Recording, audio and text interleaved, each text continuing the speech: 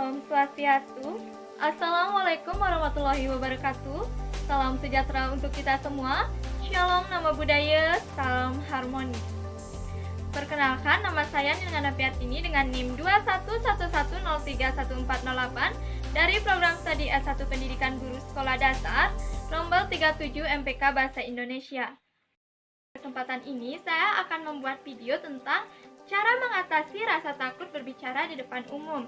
Jika kalian merasa takut berbicara di depan umum, jangan khawatir, Anda bukan satu-satunya dengan glossophobic atau yang sering disebut sebagai kecemasan berbicara atau takut berbicara dengan orang banyak. Terkadang kecemasan terjadi jauh sebelum Anda berdiri di atas panggung. Mekanisme pertahanan tubuh Anda merespon dengan menyebabkan bagian otak Anda melepaskan adrenalin ke dalam darah Anda. Zat kimia yang sama yang dilepaskan seolah-olah Anda sedang dikejar singa. Berikut langkah demi langkah untuk membantu Anda mengatasi rasa takut berbicara di depan umum. Yang pertama, persiapkan diri secara mental dan fisik. Menurut para ahli, dibangun untuk menunjukkan kecemasan dan mengenalinya pada orang lain. Jika tubuh dan pikiran Anda cemas, audiens Anda akan memperhatikan Anda. Oleh karena itu, penting untuk mempersiapkan diri Anda. Pemanasan juga sangat penting dalam hal ini. Jika Anda gugup, kemungkinan besar tubuh Anda akan merasakan hal yang sama saat takut. Tubuh Anda menjadi tegang, otot-otot Anda terasa kencang, atau Anda berkeringat. Berikut adalah beberapa cara latihan untuk mengendalikan tubuh Anda sebelum waktu pertunjukan. Yang pertama, leher dan gulungan bahu.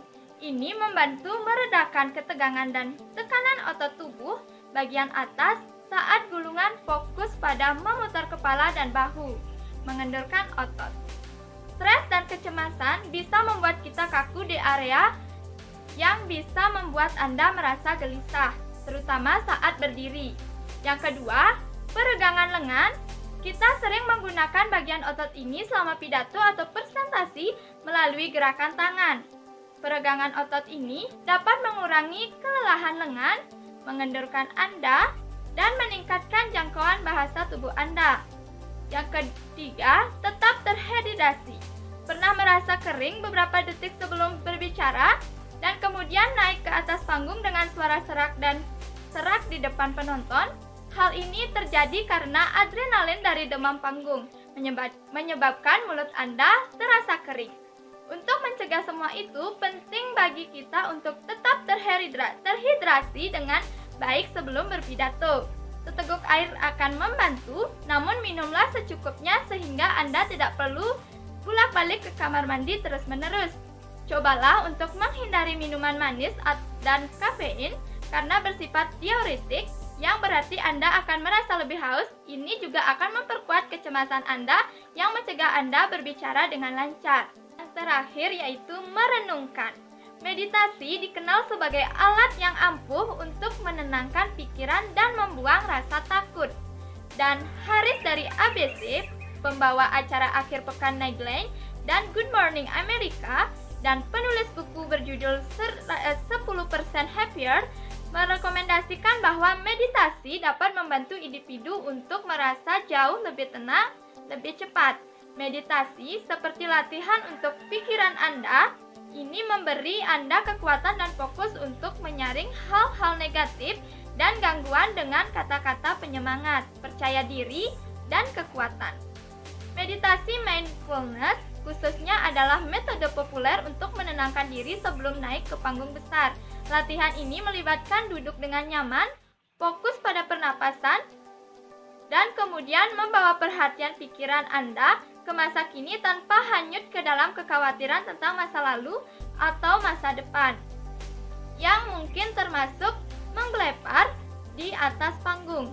Nah, yang kedua, fokus pada tujuan Anda. Satu hal ini dimiliki oleh orang-orang yang takut berbicara di depan umum adalah terlalu fokus pada diri mereka sendiri dengan kemungkinan gagal.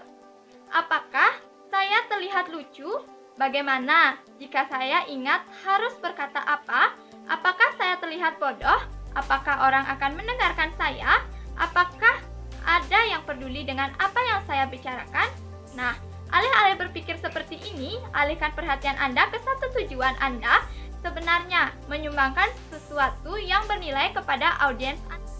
Yang ketiga, ubahlah hal-hal negatif menjadi hal-hal yang positif. Ada dua sisi yang terus-menerus berjuang di dalam diri kita. Satu dipenuhi dengan kekuatan dan keberanian, sementara yang lain adalah keraguan dan ketidakamanan. Yang mana yang akan Anda beri makan? Bagaimana jika saya mengacaukan pidato ini? Bagaimana jika tidak cukup lucu? Bagaimana jika saya lupa harus berkata apa? Tidak heran, mengapa banyak dari kita yang tidak nyaman memberikan presentasi. Lakukan hanyalah menjatuhkan diri sebelum kami mendapatkan kesempatan untuk membuktikan diri.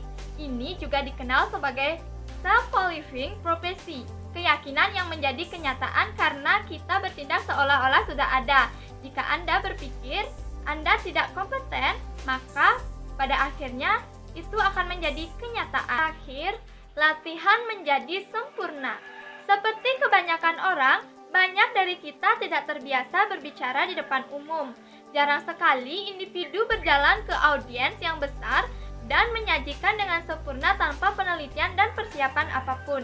Bahkan, beberapa presenter top membuatnya terlihat mudah selama showtime karena mereka telah menghabiskan banyak waktu di belakang layar dalam latihan yang mendalam. Bahkan, beberapa pembicara hebat seperti mendiang John F. Kennedy akan menghabiskan waktunya berbulan-bulan untuk mempersiapkan pidato sebelumnya.